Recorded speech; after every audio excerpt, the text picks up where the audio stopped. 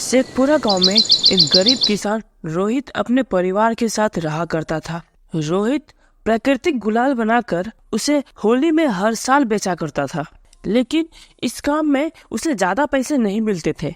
क्या जी, कब तक आप प्राकृतिक गुलाल को बनाओगे? मुझे रमा के घर भी जाना था। अरे यार, मुझे तो याद ही नहीं था। ऐसा करो, तुम चले जाओ, मैं तो नहीं जा पाऊंगा।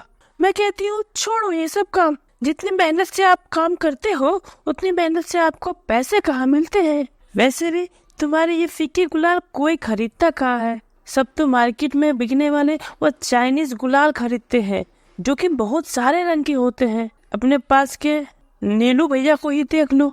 अरे नहीं, वो चाइनीज रंग बहुत नुकसान करते हैं और ये हमारे प्राकृतिक गुलाल सभी के लिए लाभदायक है।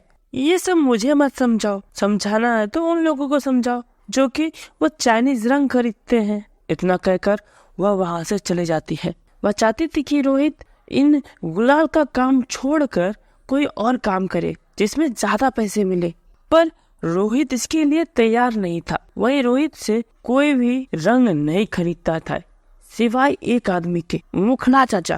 अरे रोहित, दिखा इस बार कितने सारे रंग के गुलाल बनाया है। कहाँ चाचा, गुलाल तो बनाया हूँ पर कोई खरीदता ही नहीं। चल छोड़, तू मुझे थोड़े से गुलाल दे दे, बस थोड़े से गुलाल। अरे तू जानता नहीं, मेरा बेटा बाजार से पहले बहुत सारा रंग ले आया है, लेकिन मैं तो तुम्हारे गुलाल से ही रंग खेलता हूँ ना, इसलिए तू मुझे गुलाल दे दे। ठीक है चाचा। वही गांव का एक बुद्धिमान आदमी रोहित से बोलता है, अरे रोहित, तू ये सब काम क्यों नहीं छोड़ देता? वैसे आजकल लोग कहाँ तुम्हारे प्राकृतिक गुलाल खरीदते हैं, जिससे तुम्हें पैसे भी नहीं मिलते और तुम्हें बहुत ज्यादा मेहनत भी करना पड़ता है। ऐसा कर, मुझे एक आदमी की जरूरत है, तुम मेरे दुकान में रह, मैं तुम्हें अच्छे खासे पैसे दे दूंगा।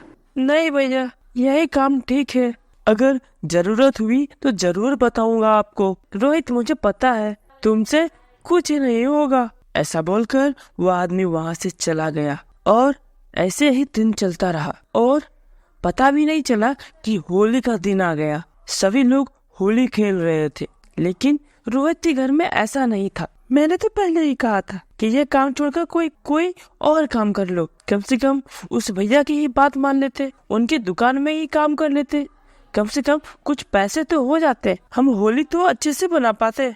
हमारा बेटा देखो अभी रो रो के सोया है। सारे लोग होली खेल रहे हैं पर उसके पास पिचकारी भी नहीं है। अरे कैसे नहीं है?